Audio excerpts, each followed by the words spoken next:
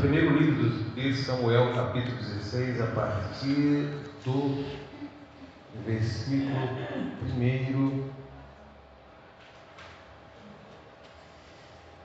Glória a Deus.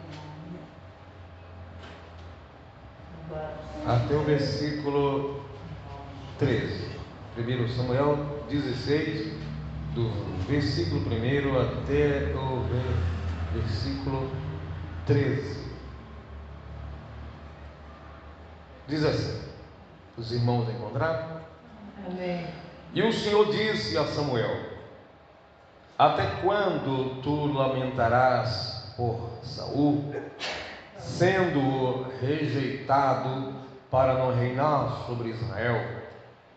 Enche o teu vaso de azeite e vai, e eu te enviarei a Jessé, o belemita, porque eu me provi de um rei dentre os seus filhos. E Samuel disse: como irei? Saul ouvirá e matarás. Mas o Senhor disse: toma consigo uma bezerra, e dizem: vim para fazer sacrifício ao Senhor. E convida Jessé para o sacrifício, e eu te farei saber o que deves fazer, e ungirás para mim quem eu te mostrar. E Samuel fez o que dissera o Senhor, e foi a Belém com tremor. Os anciãos da cidade foram ao seu encontro e disseram: tu vens em paz? Ele respondeu: em paz. Vim para sacrificar ao Senhor. Santificai-vos e vinde comigo ao sacrifício. E ele santificou a Jessé e a seus filhos e convidou para o sacrifício. Quando eles entraram, ele viu Eliabe e disse: eis que o seu ungido está perante o Senhor. Mas o Senhor disse a Samuel: não olhes para seu aspecto, nem para a grandeza da sua estatura, porque eu desprezei.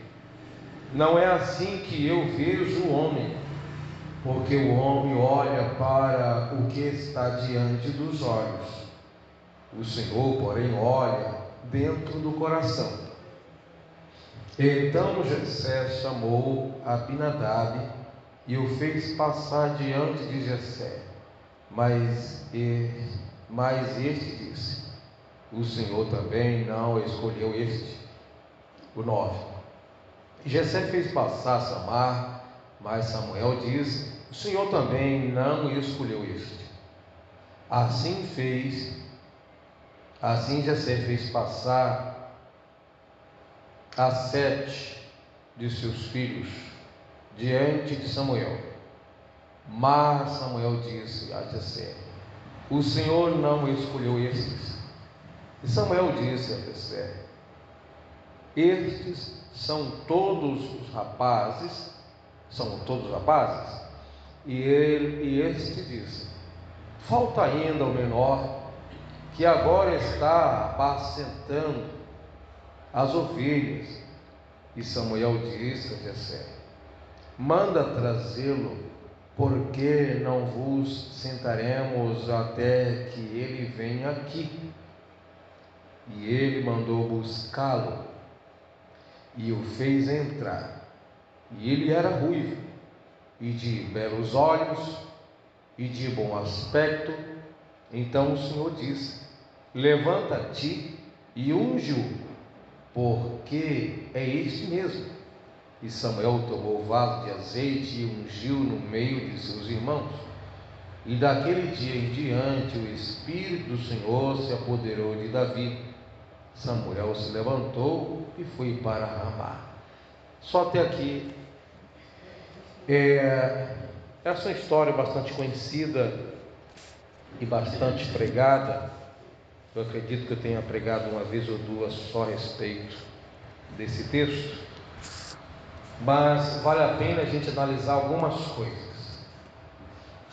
Quando a gente olha para as Sagradas Escrituras, para a Bíblia Sagrada, a gente percebe que Deus, Ele nos vê de diversas maneiras: filhos, servos, dispenseiros, mordomos, escravos. Deus olha para nós e vê de diversas formas.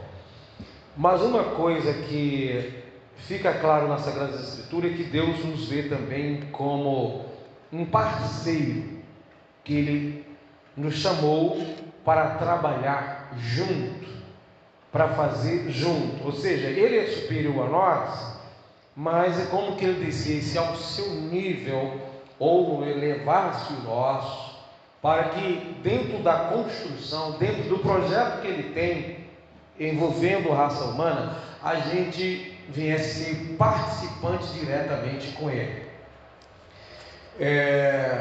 Isso não quer dizer que Deus esteja se rebaixando como um ser desprezível ao nível do ser humano, mas falando de que Deus trabalha nesse processo. Ele não depende de nós, Ele não precisa de nós, como diz a Bíblia, que Deus não tem necessidade alguma. Deus não tem necessidade de ser glorificado, nem de ninguém fazer nada para Ele. Ele não tem necessidade. Mas Ele, por sua bondade, nos usa, sendo participante desse projeto, porque esse projeto tem outro ser humano, e que Deus trabalha usando uma pessoa para levantar outra pessoa. Tem coisa que Deus não substitui. Por exemplo, Deus, quando criou Adão, Deus se manifestava a ele, e Adão não tinha pecado, Deus estava presente, com certeza era uma glória. Mas tem uma coisa que Deus não substitui, é a necessidade de um ser humano ter uma companhia de outra pessoa. Você pode ser cheio do Espírito Santo que for, essa carência de precisar de alguém vai existir em alguma área da vida. Deus não supre essa necessidade. O próprio Deus foi falando da sua criação, dizendo: não é bom, foi bom, e viu Deus que era bom, e Deus viu que foi bom isso, feito aquilo, de toda a sua criação. Aí chega uma hora que Deus fala pela primeira vez, e viu Deus que não era bom que o homem ficasse só. Mas ali Deus está presente, mas Deus, quando cria o homem com essa lacuna, que não importa, o ser humano vai trabalhar nisso, ele vai tentar suprir isso, ele vai tentar superar isso, mas nada vai preencher.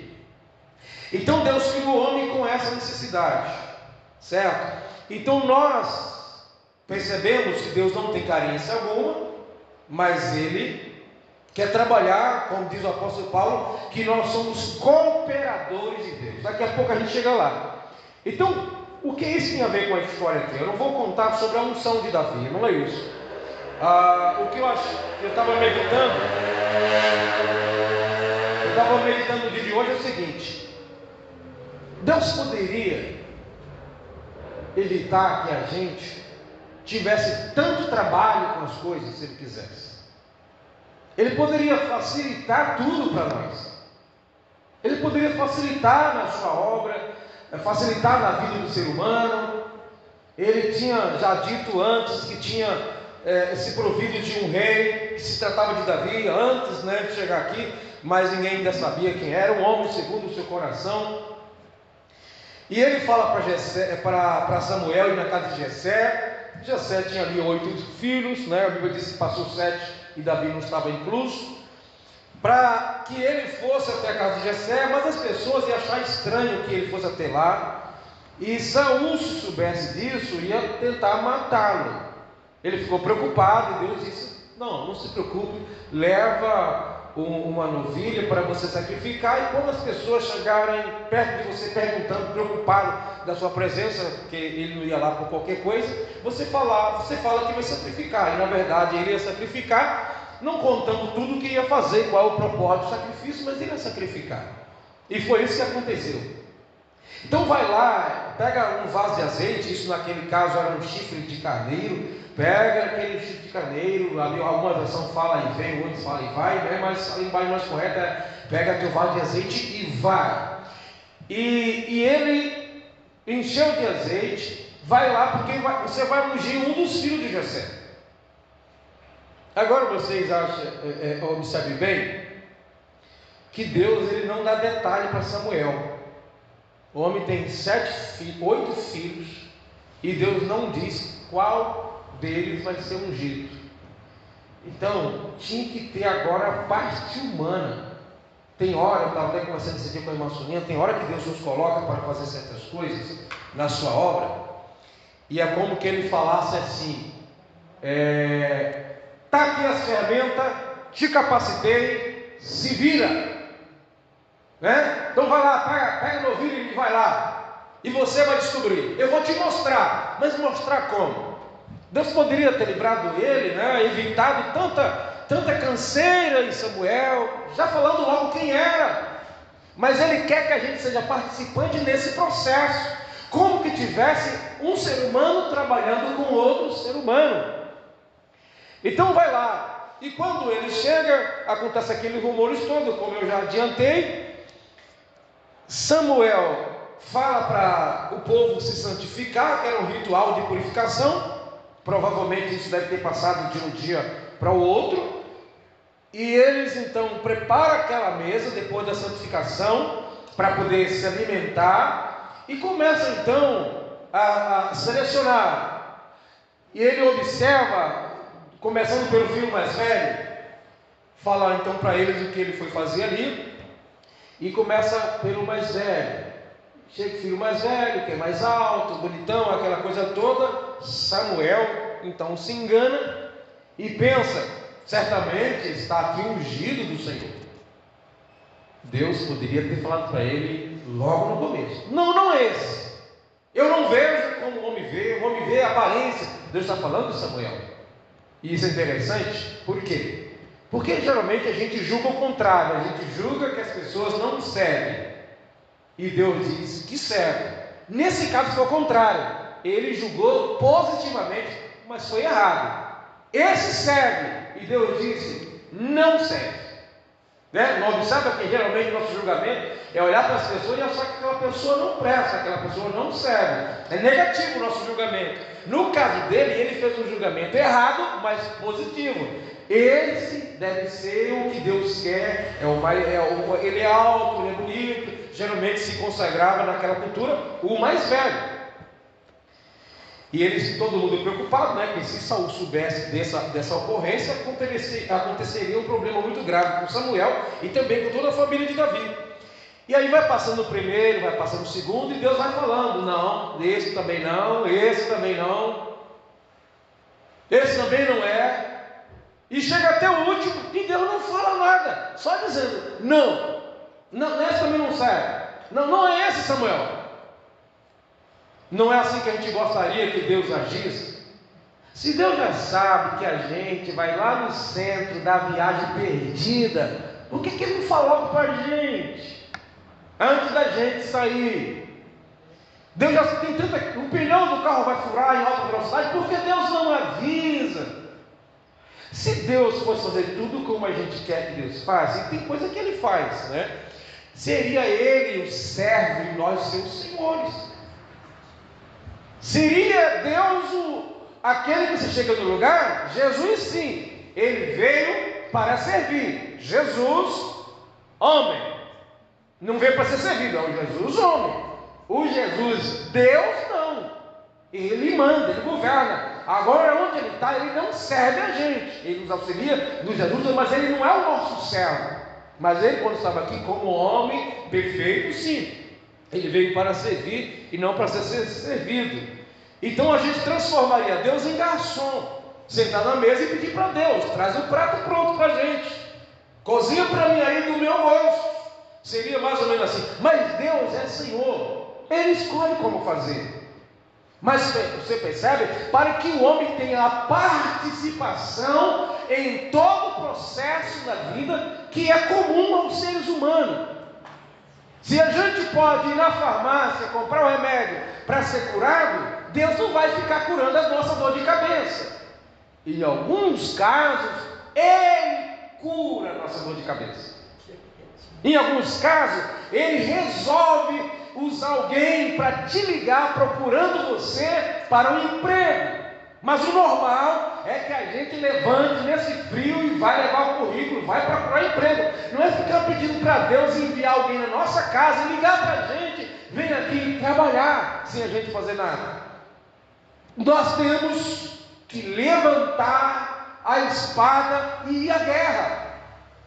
Deus não sabe que tem uns demônios se aproximando da gente. Por que já não expulsa logo esse mal? Porque a gente tem que levantar, perceber, jejuar, orar e depois pedir para Deus repreender. De todo jeito não vai ser Deus que vai repreender. Mas onde é que ficaria a participação humana no processo da libertação? Como a gente no final poderia dizer, eu venci, se a gente não fez nada? Então você percebe que tem hora que Deus nos leva para o deserto e chega lá no deserto e fala, fica aí, dá seus pulos, eu vou te dar condições para vencer. Em alguns casos ele diz, nessa guerra você não tem que pelejar. Em algumas guerras, que são a minoria, nessa guerra você não tem que pelejar, o Senhor pelejará por vós. Mas tem guerra que Ele não peleja por nós. Ele fala, onde você estiver, eu estarei com você. Você também vai ter que colocar a mão na espada. Você vai ter que cavar poço. Você vai ter que guerrear. Eu não vou cavar poço para você. Nós temos que... É uma parceria. Temos que trabalhar juntos no processo. Então Deus não fala, passa todos os filhos. Poderia ter evitado aquele fardo, mas qual sentido teria a função de Samuel, sacerdote, juiz, qual era, e profeta? Não faria sentido. Deus já levanta pessoas para usar aquelas pessoas para trabalhar com outro ser humano, porque Ele quiser fazer, Ele faz. Mas qual seria o sentido da vida se a gente não fizesse nada nesse mundo?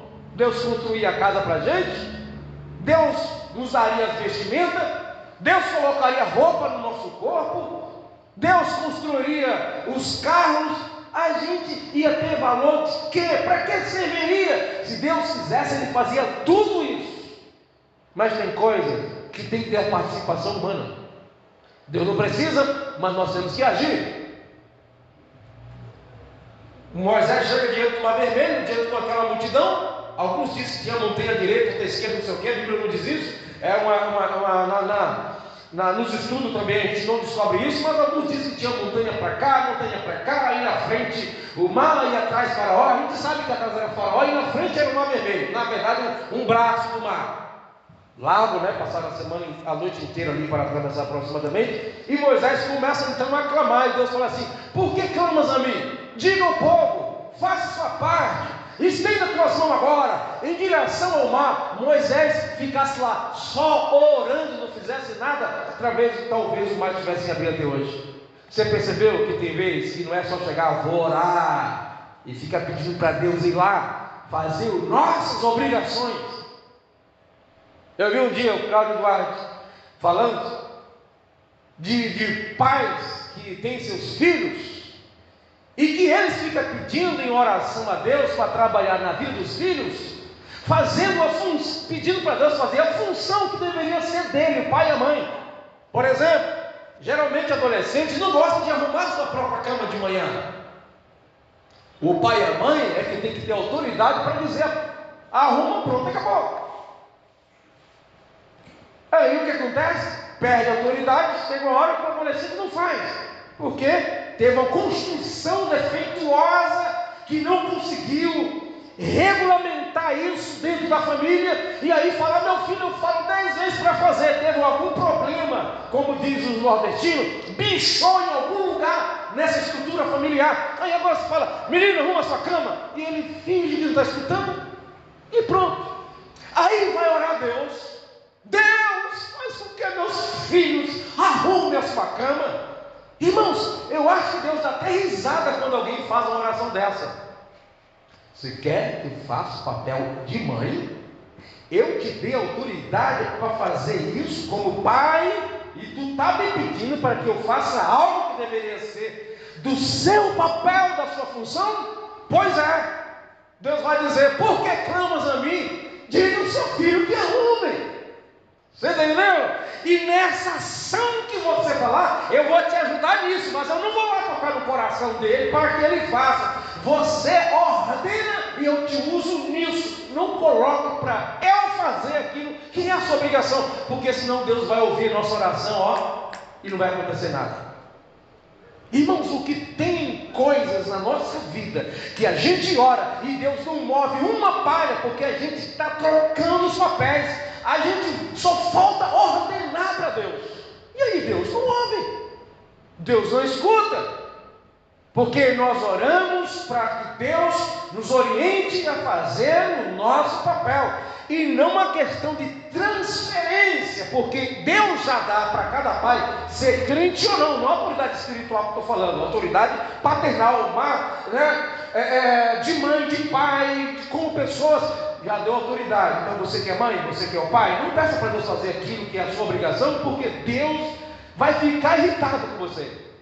Então por que clamas a mim, Moisés? Moisés já tinha recebido autoridade através daquele cajado quando estava nas pragas do Egito. Estendia as mãos, praga de rã, sangue, saraiva, um monte de coisa. Quando chega diante do Mar Vermelho, cadê Moisés? Poderia estender as mãos. Diga o povo que marche. Ele não diga ao mar que se abra. Diga o povo que marche. Quando o povo marchar, esse é o caminho que Deus direcionou. Não tem como ir para lá, para a direita, para a esquerda. Quando o povo começar a marchar, a água vai se abrir. Seria mais ou menos isso. Lembra quando os sacerdotes foram atravessar o Rio Jordão? Que quando estava vindo no final da carreira dos 40 dias para entrar na terra prometida, quando os sacerdotes colocaram o pé na água, o Rio Jordão parou de correr na hora. Então assim, tem coisas que estão nas nossas mãos. Nós temos autoridade de fazer. Só que a gente às vezes não reconhece, ou é negligente, ou perdeu, porque a autoridade é uma coisa que se perde. Na família a gente sabe que isso é muito fácil. Aí você parte para agressão, para o grito, pancadaria. Quem faz isso já está dizendo: olha, minha filha, para fazer um ovo lá em casa, tem que bater nela. Está dizendo que não tem mais autoridade, porque isso é falta de autoridade. Se você tem um cão na sua casa, que ele está brincando com você, e você fala para o seu cachorro: para, ele não para, você não tem autoridade. Porque é tão estranho, ele não sendo adestrado, muitas vezes ele consegue entender o tom e ele obedece. Mas a pessoa que confundiu coisa séria com brincadeira, você fala sério, o cachorro brinca com você. Eu já vi muitas vezes crianças, o pai e a mãe falando coisa com ela assim, ela não está nem aí. Chega um estranho e fala: se ajeita, rapaz. A pessoa na hora. Então você percebe que a autoridade. Já passei por um processo assim. Trabalhava na casa de um tio meu que tinha uma menina de uns 3 anos, que ia dar comida na mão dela, o pai e a mãe. Pensa num pai brabo e uma mãe braba. Minha tia, irmã do meu pai, trabalhando na casa deles. Eu tinha mais ou menos 14 anos e eu brincava com a menina como se fossem 2 crianças, só que eu tinha mais autoridade do que eles. Eles iam dar comida para a menina. Eu me lembro de uma cena: a menina sentou no chão e ficou com as pernas esperneando assim, querendo derrubar o prato na mão dela, e os dois, pega, come, não sei o que, e a menina com aquele calundu. Aí a gente olha assim, fica pensando: essa menina merece um couro. Não, essa criança não merece apanhar. Adivinha quem é que merecia apanhar? Eu falei para a menina assim, pega. Na hora, sem tremor, porque eu não batia nela, não ameaçava. 14 anos, um adolescente, recém-chegado na casa, a menina pegou o pratinho dela e foi comer a comida. Você está entendendo? Aí a gente joga como o quê? Não é a criança que enfrentou a mãe, que bateu na cara da mãe, não. É a autoridade. Então, no processo da família, Deus nos autoridade, a gente perde a autoridade e coloca a culpa nas pessoas, nos filhos, no marido, na mulher. Não, é a gente que perde. Mas Deus quer, nesse processo, que a gente se envolva. A gente fica falando: Deus, toca no coração dele. Eu falei aqui na escola dominical da moça que chegou na igreja experimentando o pastor. Levou 2 saias, levou uma saia curta e levou uma saia comprida na mochila. Se o pastor brigar, eu troco. No culto. E o pastor Sidney falou com a menina, eu conhecia a menina e o pastor também. Ele só falou para a menina assim: você não desconfia não, fulano de tal? A menina nem perguntou o quê, porque ela já estava imaginando que ele poderia falar alguma coisa. Como ele tinha intimidade, né, amizade, a menina na hora soube quando o pastor falou: você não desconfia de nada. Ele não apontou para a saia, não falou da saia, a menina correu no banheiro e voltou com outra saia. Isso antes de começar o culto. E se ele não tendo autoridade, e essa palavra não ia servir de nada? Ela ia fazer de conta que não sabia nada, que não compreendeu nada, ia retrucar, ia dar no mesmo. Na hora a menina foi, pronto, não fez isso mais. A autoridade é isso aí. Não se precisa fazer muito. Então Deus quer que a gente opere. Ele poderia fazer o quê? Irmã Daniela, meu Deus, aquela moça, a menina tem uns 13, 14 anos, tão comportada aqui na igreja. Agora está desse jeito, o mundo está corrompendo, não sei o quê. Toca no coração dela, Senhor, para que ela, esse mundo de sensualidade. Deus vai dizer: não, eu te coloquei, foi como pastor para falar. Ela não vai gostar, talvez até mude de igreja, talvez fale até que se dizia: eu coloquei você. Jesus disse coisa que o povo foi embora, irmão. Foi um montão de gente, certo? Jesus falou, foi um montão de gente. E quando alguém veio reclamar, Jesus ainda perguntou: vocês também querem ir embora? Ou você pensa que Jesus ficava atrás dos discípulos? Vem, meus queridos discípulos, vem para cá, vem, eu não posso fazer a obra sozinho, vem. Jesus não ficava assim, não. Jesus, os discípulos mais velhos, que eram os 12, foram reclamar dos mais novos. Os novos convertidos, Jesus está indo tudo embora, que era a multidão, chamada discípulo, porque estava seguindo Jesus. Está indo todo mundo embora. Jesus falou assim: vocês querem também ir com ele? Aí Pedro logo olhou: para quem? Não é para onde. Para quem iremos nós? Só tu, mais ninguém. Pedro já reconhecia: para onde eu vou? Para quem eu vou? Não vou ouvir o que eu estou ouvindo aqui. É duro, dói, não estou entendendo nada. Porque tem hora que Jesus fala: não entendi nada. Jesus estava num sermão falando que não come da minha carne. Nunca tinha pregado isso, ninguém nunca tinha falado isso. E Jesus não explicou para ninguém, nem antes nem depois: quem não come da minha carne, quem não bebe do meu sangue, não tem vida em si próprio, porque a minha carne é verdadeira comida e meu sangue é verdadeira bebida. O povo se escandalizou com esse discurso e falou: vamos embora. Jesus não estou nem aí, e depois volta. Então você percebe que no processo nós temos que envolver. Então não tem mais Jó, acabou-se os mancebos, como outras versões. Não, tem um. Alguns dizem que ele é desprezado, mas isso aí é coisa dos pensadores, tá? A Bíblia não fala que ele é desprezado porque estava cuidando de ovelha, até porque os irmãos dele estavam ali, mas com certeza tinha sido convocado para ir para ali. A Bíblia não dá detalhe, então a gente fica conjecturando à toa, dizendo que ele cuidando das ovelhas era um filho desprezado, que Davi, isso é pregador que quer ilustrar para fazer cair fogo na igreja, para fazer ilustração, mas a Bíblia não fala sobre isso aqui. Isso aqui não é teologia, isso aqui é especulação. E Davi era não sei o que, ele era o mais novo, era normal, ele não podia ir para a guerra, era comum então que ele estivesse cuidando de ovelha. Isso é normal. Aí não tem mais ninguém, só tem o mais novo que está cuidando de ovelha. Nada de desprezo nisso. Está cuidando de ovelha. Manda chamá-lo. E Deus ainda não tinha falado com Samuel. Ele foi pela lógica, deve ser esse, né? Então chama, a gente não senta na mesa para comer enquanto não for ele, não chegar. Foi, trouxeram, a gente não sabe quantas horas, foi buscar, teve que guardar as ovelhas no curral, alguma coisa para voltar, né? A Bíblia não entra em detalhe. E ele chegou e pediu, e ele não tinha passado pela purificação. A gente não sabe se deu tempo, porque a Bíblia às vezes resume vários anos, dias e horas num versículo só. Eu só sei que ele falou, o moço chegou tal, e aí Deus falou para ele: é esse mesmo, unge-o. Mas Deus poderia ter evitado tudo isso na hora que Samuel chegou. Na nossa vida é assim. Nós precisamos entender que Deus, Ele quer trabalhar cooperando com a gente. Em 1 carta de Paulo aos Coríntios 3:9, Deus, nós somos cooperadores de Deus.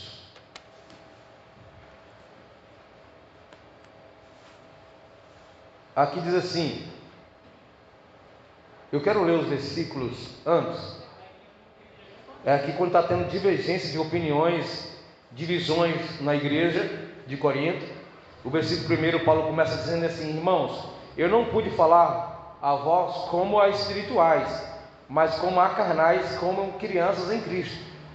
Leite vos dei, não comida, pois ainda não podiam, todavia, nem agora ainda podeis. Depois de algum tempo o povo ainda estava menino na fé, e Paulo não podia nem transmitir coisas mais firmes, porque eles eram muito criança, ou seja, criança aqui não é novo convertido, criança aqui é carnal, não amadurecia. Ainda sois carnais, pois em vossa inveja e a vossa contenda não sois carnais, e andais segundo os homens? Pois sempre que alguém diz eu sou de Paulo, outro diz eu sou de Apolo, não sois homens? Assim, quem é Apolo? Quem é Paulo? Servo pelos quais creste que o Senhor Jesus deu a cada um? Eu semeei, Apolo regou, mas Deus deu o crescimento. Portanto, nem o que planta, nem o que rega, mas Deus é que dá o crescimento. Ou seja, nem o que planta, nem o que rega é alguma coisa, mas Deus que dá o crescimento. O que planta, o que rega, são cada um receberá o seu salário de acordo com o seu trabalho. O 9, somos cooperadores. Paulo está dizendo, vocês ficam aí brigando, um dizendo eu sou de fulano, eu gosto da pregação, é do fulano, eu gosto do fulano. Porventura não são carnais? O que nós somos, gente? Nós somos apenas ministros. Esse negócio de dizer que você gosta de mim e o outro diz gosta do outro, isso até hoje tem, né? Até hoje tem. Independente de for pregar na nossa sede, aí o cisma lá faz, aquele lá, aí que vai pegar, né? Está do mesmo caminho. A gente está preocupado com a palavra, mas com a imagem do homem. Somos cooperadores de Deus. E vocês? Está falando cooperador de Deus aqui, os apóstolos, né? Paulo e Apolo. Vós sois lavoura de Deus, nós estamos cuidando de vocês, e edifício de Deus. Então você pensava que nós somos cooperadores. Cooperador é aquele que opera juntamente. Então é aquela pessoa que faz uma obra juntamente com alguém. Se alguém chegar aqui e sentar ali, só dando glória a Deus e ir embora, essa pessoa não é cooperadora. Se ela não está fazendo nada a não ser sentar e deu glória a Deus, aleluia, adorou em espírito e verdade, embora ela não é cooperadora, porque cooperar é operar. Operar tem a ver com exercício, tem a ver com trabalho, com prática de obras. Então, nosso irmão Cristo, ele é um cooperador trabalhando aqui na mesa de som. O culto que ele chegar ali e não fazer nada, naquele culto ele não está sendo cooperador. Nosso irmão Beneto ali na porta, ele é um cooperador. Alguém que está regendo, alguém está tocando, é um cooperador. Então você percebe que Deus não precisa que a gente seja cooperador dele. Deus não sente solidão. Entretanto, Ele nos usa para trabalhar lado a lado com Ele. Jesus era superior aos discípulos, porque Ele não tinha pecado, tinha natureza divina. Mas Ele diz assim, olha, eu não vos chamo. Ele não está dizendo que eles não eram servos. Eu não vos chamo a partir de agora como servo, mas como amigo. Porque o servo não sabe o que está no coração do seu Senhor, não sabe o seu segredo, mas o amigo sim. Então eu quero, Jesus está falando para os seus discípulos 12, eu quero que você seja meu amigo, muito mais do que servo. E nessa unidade, nessa comunhão, eles vão compartilhar, colaborar. Você via que Jesus não fazia as coisas sozinho, mas se ele quisesse, ele fazia. Jesus não multiplicou os pães para mais de 5.000 pessoas? Multiplicou. Mas ele fez o quê? Ele foi lá e falou, toma aqui o pão, eu vou jogar aqui, cada um levanta a mão, e o pão vai cair direto na mão. Ele poderia fazer isso. O que é que ele faz? Pede para o povo sentar aí de 50 em 50, de 100 em 100, arrumaram o cesto lá não sei na onde, e saiu distribuindo, até mediram quanto cesto deu no final. Saíram distribuindo os pães, 50, 50, 100, 100, e foi distribuindo. Olha, eu vou multiplicar, essa é a minha parte. Agora, distribuir para as pessoas é problema de vocês. Vocês são os meus cooperadores. Então você percebe que a gente às vezes não atenta para a nossa oração. E a nossa oração ela é mais uma ordem para Jesus fazer coisas que a gente poderia fazer. Tem pessoas que pedem para Deus enviar anjo para fazer coisa que Ele pode fazer. Então está colocando Deus como servo nosso. Se é algo que eu posso fazer, em Marcos 16 e 20, Deus cooperando com a gente. É interessante que falava que Deus cooperava com eles. Ao invés deles cooperar com Deus, Deus coopera. Em Marcos 16 e 20, Deus coopera, mesmo naquilo que seja capaz da gente fazer, Ele também trabalha juntamente com a gente. Como é bom fazer as coisas sabendo que Deus está ali, fazendo aquilo conosco. Ele poderia dizer apenas faça, mas aqui diz assim em Marcos 16 e 20, e eles, tendo partido, pregaram, aqui quando Jesus está despedindo dos seus discípulos, quando ele está próximo a ser levado ao céu, e ele tendo partido, pregaram em toda parte, cooperando com eles o Senhor, confirmando a palavra por meio de sinais que se seguiam. Então Deus estava cooperando com eles e ali trazendo crédito para a pregação através dos milagres. Então você percebe que é uma parceria. Por isso, sempre quando a gente for orar, a gente não pode esquecer: Senhor, vá comigo. Não é Deus me espera lá. Vá comigo, me ajudando, me orientando. Então Deus vai trabalhando na nossa mente, é Deus cooperando. Tem coisa que eu não vou conseguir ver e Deus mostra, então é o Senhor cooperando. Somos cooperadores de Deus. Então nós devemos olhar para Deus não como um ser distante, mas como companheiro. Jesus disse: eis que estou convosco todos os dias. Imagine uma mãe segurando na mão de uma criança, mas delegando a ela a sua responsabilidade. Eu vou pegar nas suas mãos, meu filhinho, minha filhinha, mas você tem que se esforçar para andar. Não é esperar que eu fico levantando você, pendurando. Tem um lugar que vai ser necessário, assim como nós e Deus. Tem hora que a pessoa vai cair, que a criança vai cair, e a mãe vai suspender. Tem hora que a mãe vai fazer o quê? Levante-se. Deus faz do mesmo jeito. Deus não levanta a gente toda vez que a gente cai. A Bíblia diz o quê? O justo, ainda que cai 7 vezes, não ficará prostrado, mas se levantará. Está vendo que não é Deus levantando? O que Deus faz é dar força. Mas não é Deus que está dizendo assim: eu vou te levantar com a minha força. Você é que busca força. Como está escrito lá nos livros dos profetas menores: diga ao fraco, o fraco deve dizer para si mesmo: eu sou forte. Forte porque Cristo tem colocado esse ânimo em nós, e se cair não ficará prostrado. Mas há momentos que, se Deus não levantar, a pessoa ela não consegue levantar. Então tem hora que Deus segura em nossas mãos o tempo todo. Tem hora que Deus dá uma soltadinha em nossas mãos para a gente aprender a andar. É aquele momento que o sofrimento está de arrepiar e Deus não fala nada. Você não escuta nada. Você não vê, não tem uma visão, uma revelação de nada. E você parece estar sozinho e Deus não diz nada. O mundo está se acabando e Deus não fala nada. E aí você se sente que nem Jesus quando estava na cruz: Deus meu, por que me desamparaste? Mas isso não quer dizer que Deus sumiu do mapa. No mapa não. Simplesmente Ele está do nosso lado, deixando a gente se desenvolver nesse processo de caminhada. Nós precisamos sempre estar atento a isso. Somos cooperadores de Deus. É uma parceria com Deus. Nessa parceria vai ter coisa que é só Ele, mas muitas coisas Ele não vai fazer por nós. Tem coisa que Ele vai dizer: siga em frente, vai, não olhe nem para a direita nem para a esquerda, você poderá vencer. Eu te mostro o caminho, eu te alimento. É uma cooperação. Lembra de Elias? Elias foi lá e orou para que não chovesse. Aí Deus determinou que a chuva parasse. Aí ele vai e anuncia isso para Acabe: Acabe, não vai chover até que eu ore novamente.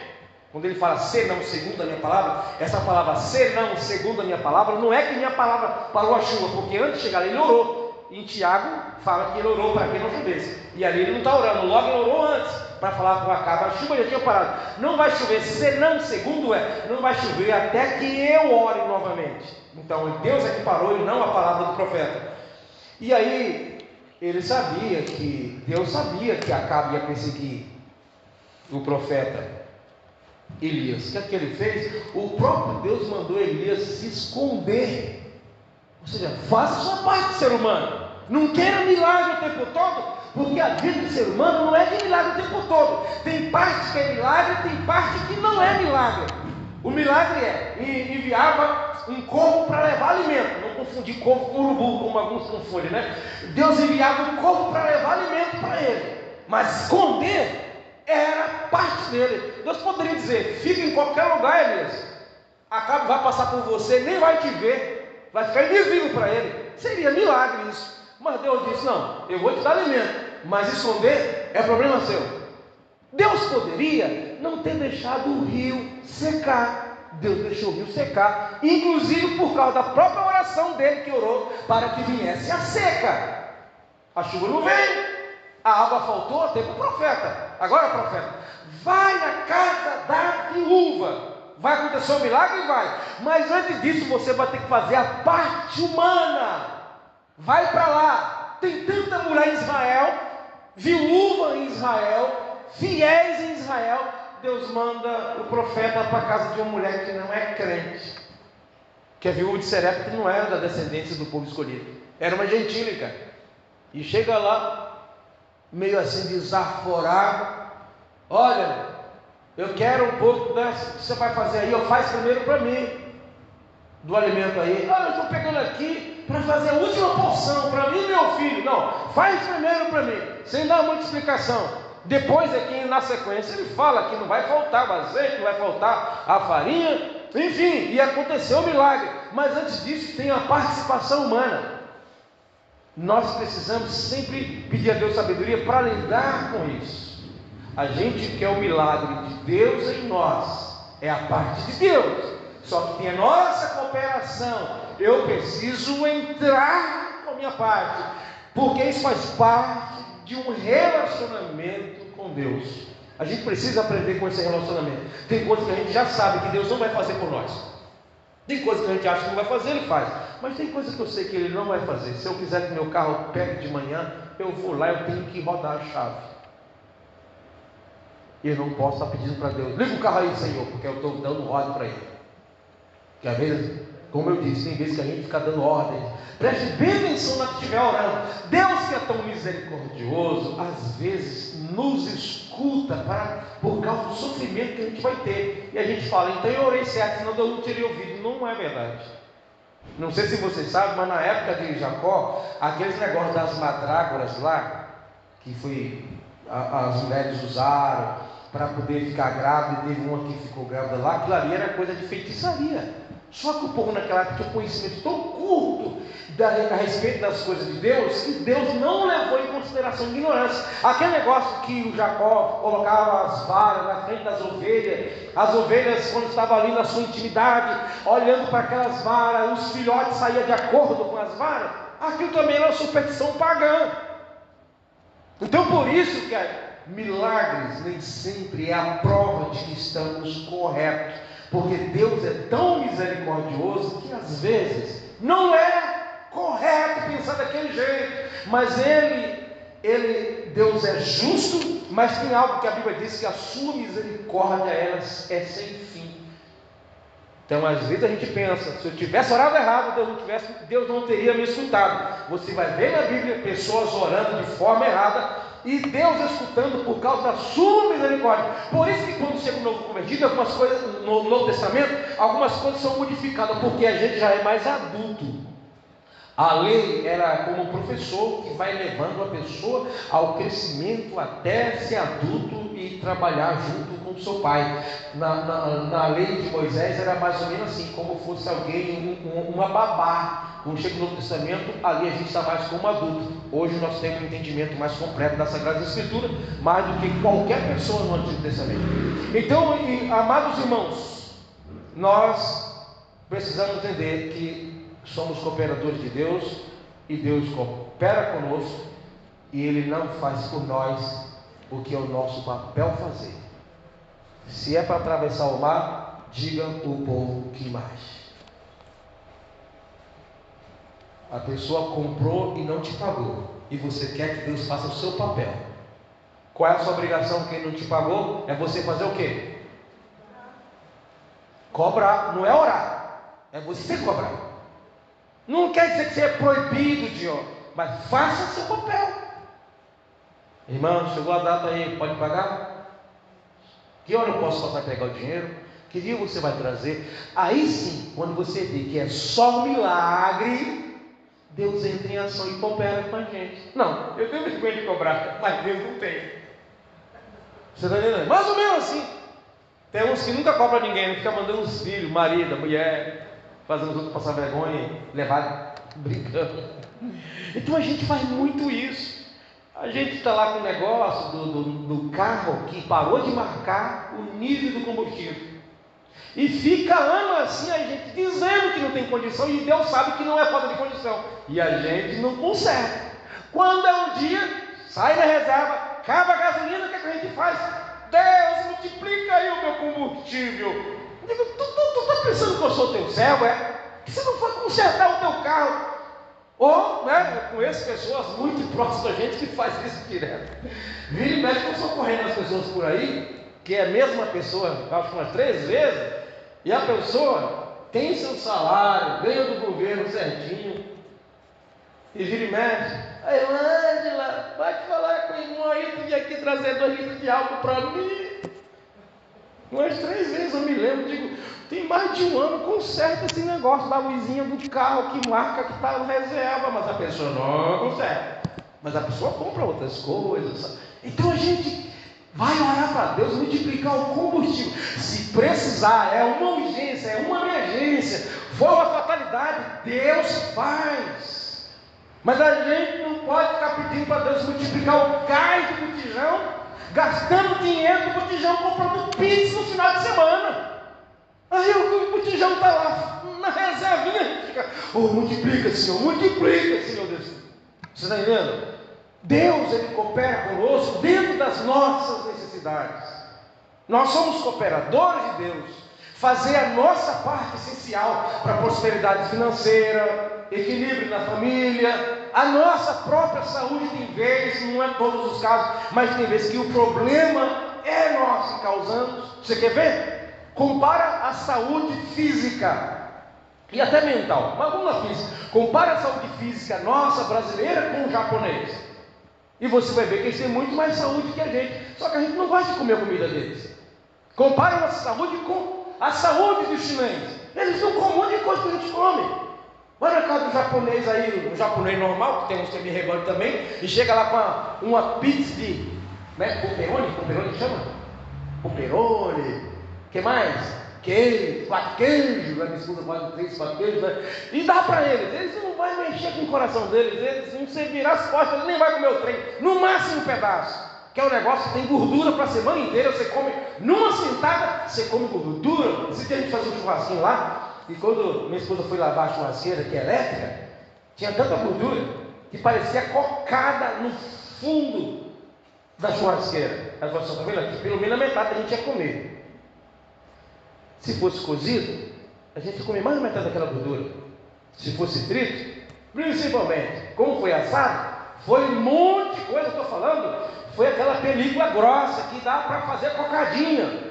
Churrasco que não é muita coisa, é coisa assim de 1,5 kg de carne, 1 kg e pouquinho de linguiça. A linguiça geralmente não solta muita gordura ali, mas é a carne mesmo, né? Então, mas a gente, que é bom para nos matar, também é saboroso, a gente come, não está nem aí. Só que depois vai chegar uma hora que o médico vai dizer para você, a partir de hoje, arroz só daquele preto, açúcar daquele escurinho, o óleo, nem sei qual é o óleo que ele, não pode ser de soja, aí você não pode comer picanha, você não pode comer contrafilé, você não pode comer e carne vermelha só uma vez ou 2 por semana, e você fica angustiado. Por que a gente não cuidou disso antes? Então você percebe que muitas coisas na nossa história de vida pode ser diferente. ser diferente.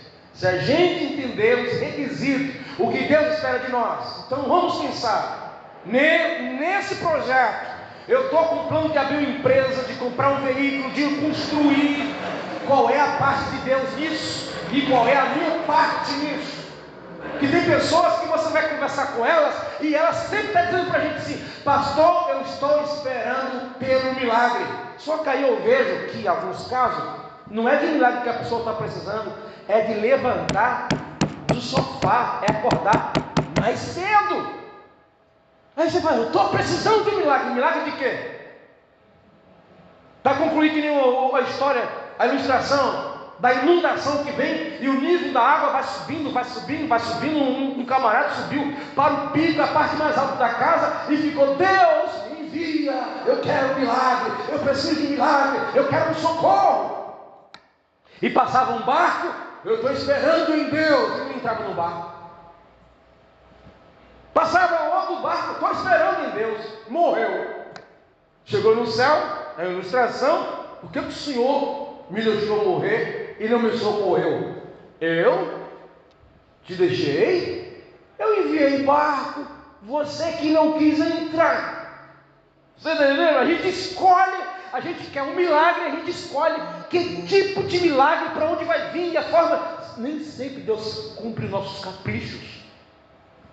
Se o milagre vem, se é através de montaria, se é de charrete, se é de ônibus, se é de Uber, se é de bicicleta, o que importa é que a gente vai se movimentar do lugar onde está. Deus é que escolhe a forma de nos guardar, nos proteger, se é através de anjo, se é através de outra pessoa, não importa. O que importa é que Ele entre em ação. Nós precisamos fazer a nossa parte. Então precisamos atentar a isso. Muitas coisas